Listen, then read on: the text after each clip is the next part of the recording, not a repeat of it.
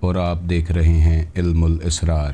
ناظرین، ایک فرشتہ جو لاکھوں سال سے اللہ کی عبادت میں مصروف ہے اپنے قریب سے ایک انسانی روح کو گزرتے ہوئے دیکھتا ہے، اور یہ دیکھ کر وہ حیران رہ جاتا ہے کہ اس روح کے پاس کروڑوں سال کی عبادت موجود ہے، حالانکہ کرۂ ارض پہ وہ کچھ سال گزار کر آیا ہے۔ وہ فرشتہ حیرت میں ڈوب جاتا ہے کہ آخر یہ کون سا ذکر کرتا ہے کہ جس کے ساتھ اسے کروڑوں سال کی عبادت کا ثواب ملا ہے۔ قرآن پاک میں اللہ فرماتا ہے کہ دلوں کا اطمینان اور سکون میرے ذکر میں ہے، تو پھر یہ بیشتر لوگ جو ورد وظائف پڑھتے ہیں وہ اس سکون کو کیوں حاصل نہیں کر پاتے؟ قرآن پاک ایک ہی ہے، لیکن اس کے اندر مومن کے لیے ہدایت موجود ہے اور ظالم اسی سے اپنا خسارہ اور نقصان بڑھا لیتا ہے۔ ناظرین، اللہ نے 18,000 جہان تخلیق فرمائے ہیں، آخر وہ جہان ہماری نظروں سے اوجھل اور پوشیدہ کیوں ہیں؟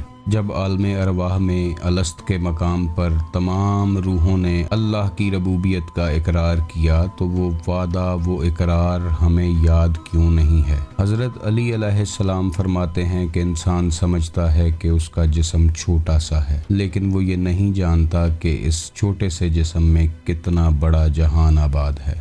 آخر وہ جہان ہماری نظروں سے اوجھل کیوں ہے؟ آخر وہ کون سا اللہ کا ایسا ذکر ہے جو انسان کو معرفت الہی اور قرب الہی اور دیدار الہی تک لے جاتا ہے، اور دیدار الہی کے بعد دلوں کو اطمینان اور سکون ملتا ہے؟ ان سب کی صرف ایک ہی وجہ ہے کہ ہم اپنے جسم کی خوراک کا بندوبست کرنے میں لگے رہتے ہیں، مگر روح کی غذا کے بارے میں سوچنے کی کوشش نہیں کرتے۔ آخر کار خوراک نہ ملنے کی وجہ سے روح بیمار ہوتی چلی جاتی ہے اور ایک دن نفس کے تابع ہو جاتی ہے، اور نفس وہ ہے کہ جو انسان اور اللہ کے درمیان ایک بہت بڑا حجاب ہے۔ جو لوگ اس حجاب کو ہٹانے میں کامیاب ہو جاتے ہیں انہیں ہی مقصد حیات ملتا ہے۔ آخر کوئی تو ایسا ذکر ہے کہ جس کے ذریعے روح زندہ ہوتی ہے اور خالق حقیقی سے جا ملتی ہے۔ اس ویڈیو میں آج بہت سے رازوں سے پردہ اٹھائیں گے۔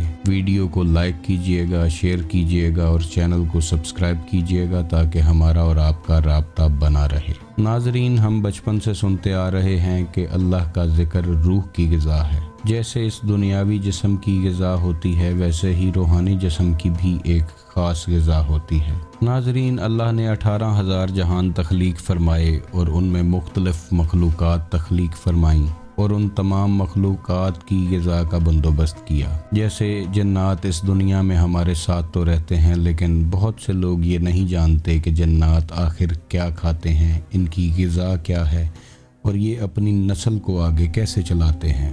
ہر مخلوق کی ایک خاص مرغوب غذا ہوتی ہے جس کے اندر اس کی حیات کا سامان رکھا جاتا ہے۔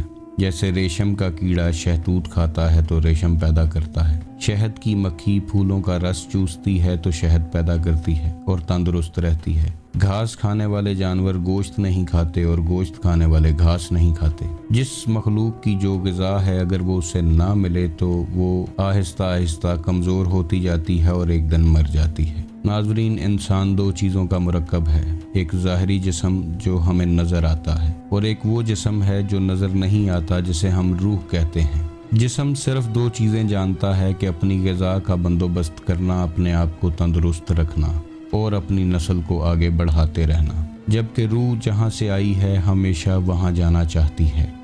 روح اللہ کا امر ہے اور یہ اللہ کی طرف ہی راغب ہوتی ہے۔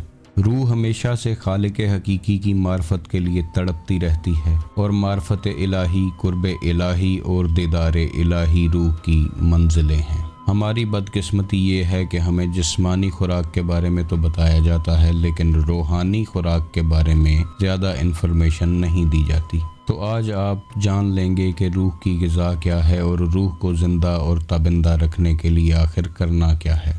ناظرین، ایک ذکر زبان سے کیا جاتا ہے، کچھ لوگ ہلکی آواز میں کرتے ہیں اور کچھ اونچی آواز میں کرتے ہیں۔ اللہ کے مختلف صفاتی ناموں سے اللہ کو پکارا جاتا ہے اور اس خاص نام کے اثر کو آپ اپنی زندگیوں میں محسوس کرنے لگتے ہیں۔ زبان ہر وقت ذکر اللہ میں مصروف رہتی ہے اور زبان میں تاثیر پیدا ہو جاتی ہے۔ سلطان العارفین حضرت سخی سلطان بہو فرماتے ہیں کہ ذکر کا تعلق آواز سے نہیں ہے۔ آواز کے ساتھ کیا گیا ذکر زبان کی غذا تو ہو سکتا ہے مگر روح کی غذا نہیں ہو سکتا۔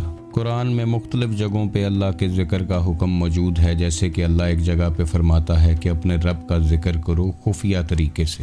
بے شک قرآن میں اللہ تعالیٰ کی بے حد نشانیاں موجود ہیں اور ہمیں اس پہ غور و فکر کرنے کی ضرورت ہوتی ہے۔ اب یہ خفیہ طریقے سے کیا جانے والا ذکر دوسرے اذکار سے بالکل الگ اور مختلف ہے۔ برصغیر پاک و ہند میں بہت سے صوفیہ کرام کا سلسلہ چلتا آیا ہے اور بہت سے صوفیہ کرام نے ذکر کا تعلق سانسوں کے ساتھ بتایا ہے۔ بہت سے لوگ کلمہ طیبہ کا ذکر سانسوں کے باہر جانے اور اندر آنے کے ساتھ کرتے ہیں۔ ناظرین، مختصراً یہاں پر یہ جان لینا بھی ضروری ہے کہ انسان کے اندر ایک نہیں بلکہ بہت سی روحیں موجود ہیں، جنہیں آپ اسپرٹس کہتے ہیں، کچھ لوگ انہیں لطائف کہتے ہیں اور کچھ لوگ انہیں ارواح کہہ کر پکارتے ہیں۔ ماں کے پیٹ میں بچے کی پہلی سٹیج پر روح جمادی اس کے اندر آتی ہے اور یہ روح پہاڑوں میں موجود ہوتی ہے۔ جب بچہ نشو نما پانی شروع کرتا ہے تو اس کے اندر روح نباتی آتی ہے جو کہ پودوں میں ہوتی ہے۔ جب یہ بچہ ماں کے پیٹ میں حرکت کرنی شروع کرتا ہے تو اس وقت روح حیوانی آتی ہے جو کہ جانوروں میں ہوتی ہے۔ جب وہ بچہ اس دنیا میں آتا ہے اور پہلی سانس لیتا ہے تو روح انسانی اس کے اندر آ جاتی ہے، اور اگر وہ بچہ سانس لینے کے بعد مر جائے تو نماز جنازہ ضروری ہوتی ہے، لیکن اگر کوئی بچہ دنیا میں آنے کے بعد سانس نہ لے تو اس کی نماز جنازہ ضروری نہیں ہوتی۔ اس کی وجہ صرف یہی ہے کہ نماز جنازہ روح انسانی کی ہوتی ہے۔ یہ مختلف روحیں اللہ کے مختلف اذکار سے زندہ ہوتی ہیں اور یہ روحیں سیٹلائٹس کا کام کرتی ہیں۔ کسی روح کا تعلق پہلے آسمان سے ہے تو کسی کا دوسرے سے، کسی روح کا تعلق تیسرے آسمان سے ہے تو کسی کا چوتھے سے۔ ناظرین، یہی وہ ارواح ہیں جو کبھی شہداء کرام سے ملاقات کرتی ہیں تو کبھی انبیاء کرام سے، کبھی اولیاء کرام سے ملاقات کرتی ہیں تو کبھی اللہ کے قرب تک پہنچ جاتی ہیں۔ ناظرین، اب آتے ہیں اس ذکر کی طرف کہ جو روح کی حقیقی غذا ہے۔ اللہ تعالیٰ کا ایک نام ذاتی ہے اور باقی صفاتی ہیں، اور اولیاء کرام کے مختلف سلاسل میں اس میں اللہ ذات پر بہت توجہ مرکوز کی گئی ہے اور کرائی گئی ہے۔ قرآن پاک میں قلب کا ذکر جگہ جگہ پر کیا گیا ہے، اس لیے قلب کو یا دل کو انسانی جسم میں ایک خاص اہمیت حاصل ہے جو انسانی جسم کا مرکز اور محور ہے۔ جب دل کی دھڑکن ایک دفعہ خون پمپ کرتی ہے تو لاکھوں بلڈ ویسلز، کروڑوں برین اینڈ ہارٹ نیورونز میں اس دھڑکن کو، اس پمپنگ کو محسوس کیا جاتا ہے۔ جب آپ آنکھیں بند کر کے اپنی دھڑکن کو محسوس کرتے ہیں اور دھڑکن کے ساتھ اپنے دل میں ہی اللہ اللہ اللہ پکارتے ہیں تو کروڑوں سال کی عبادت ہو جاتی ہے۔ انسان کا دل خون پمپ کرتا ہے اور ساتھ اللہ پکارتا ہے، اور وہ اللہ کی گونج لاکھوں بلڈ ویسلز اور کروڑوں برین اینڈ ہارٹ نیورونز کے اندر گونجتی ہے۔ دل نے ایک دفعہ خون پمپ کرتے وقت اللہ پکارا اور کروڑوں دفعہ اللہ کا نام جسم کے روم روم میں گونجا۔ یہی وہ خاص عبادت ہے کہ جس کے ذریعے انسان فرشتوں پر سبقت لے جاتا ہے، کیونکہ فرشتے کے پاس نورانی جسم تو موجود ہے مگر اس میں دل نہیں ہے۔ جب کچھ عرصہ انسان دل سے اللہ کا نام پکارتا رہتا ہے تو آہستہ آہستہ اس کی روح پھڑپھڑانے لگتی ہے، خوابوں کا ایک لامتناہی سلسلہ شروع ہوتا ہے اور انسان اپنے آپ کو پہچاننا شروع کرتا ہے، اور جب یہ روح مکمل طور پر حیات پاتی ہے تو معرفت الہی اور قرب الہی کی منزلوں سے گزرتی ہوئی دیدار الہی تک پہنچ جاتی ہے۔ اس کے بعد انسان عشق الہی میں مبتلا ہو جاتا ہے اور اللہ کا قرب حاصل کر لیتا ہے، اور انسان کو وہ مقام حاصل ہوتا ہے کہ جس کے بارے میں اللہ نے حدیث قدسی میں فرمایا کہ جب کوئی شخص میرا قرب حاصل کرتا ہے یہاں تک کہ میں اس سے محبت کرنے لگتا ہوں، جب میں اس سے محبت کرنے لگتا ہوں تو میں اس کے کان بن جاتا ہوں جن سے وہ سنتا ہے۔ اس کی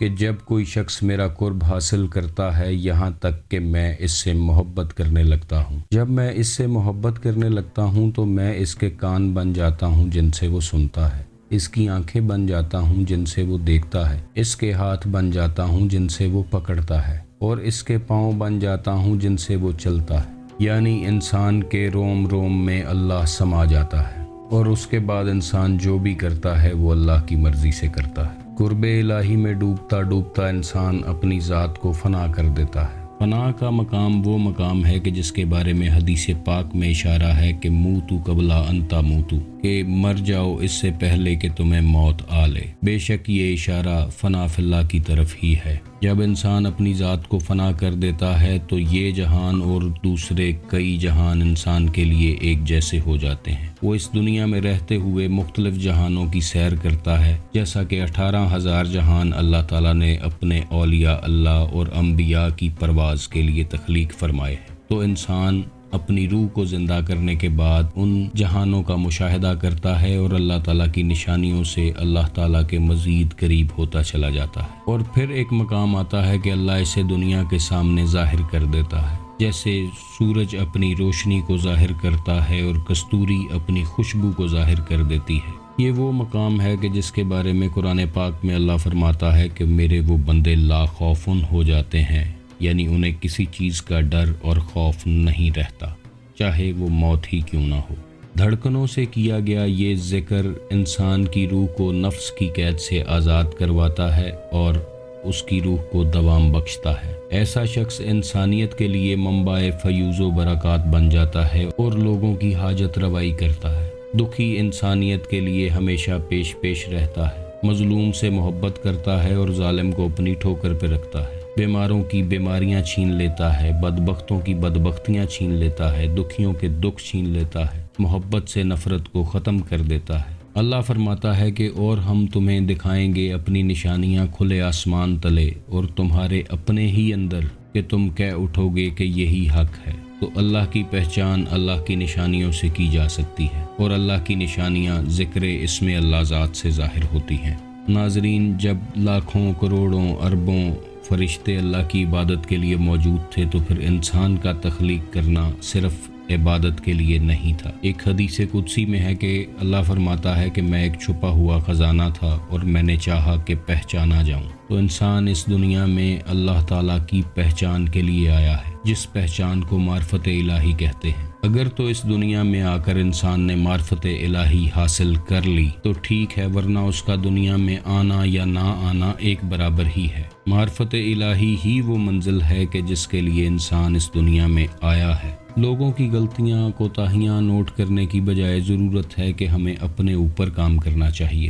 اپنے اندر کا سفر ہی ہے جو کرنا ہے۔ من میں اپنے ڈوب کے پا جا سراغے زندگی، تو اگر میرا نہیں بنتا نہ بن، اپنا تو بن۔ تو ناظرین، اپنے اندر کا سفر بہت ضروری ہے، اور اس سفر میں اسم اللہ ذات بہت بڑی رہنمائی ہے۔ اس بتائے گئے طریقے سے اگر آپ ذکر اسم اللہ ذات کو جاری رکھتے ہیں تو اس کی بے پناہ روحانی طاقت کا مشاہدہ آپ بہت جلد کریں گے۔ آپ دیکھیں گے کہ کیسے ذکر اسم اللہ ذات جو دل سے کیا جا رہا ہے اور دھڑکنوں سے کیا جا رہا ہے، آپ کی زندگی میں رنگ اور روشنیاں لے کے آئے گا، اور آپ کی روح روشنیوں میں نہانا شروع کرے گی۔ آپ کی آنکھوں کے سامنے ایسے ایسے جہان کھلیں گے جو آج سے پہلے آپ نے نہیں دیکھے ہوں گے۔ ایسے ایسے نفوس سے ملاقات ہوگی کہ جن کے بارے میں عام آدمی سوچ بھی نہیں سکتا۔ اللہ آپ کو اور مجھے معرفت الہی کا چھوٹا سا قطرہ بھی نصیب فرما دے تو اس دنیا میں آنے کا مقصد پورا ہو جائے گا۔ اس دعا کے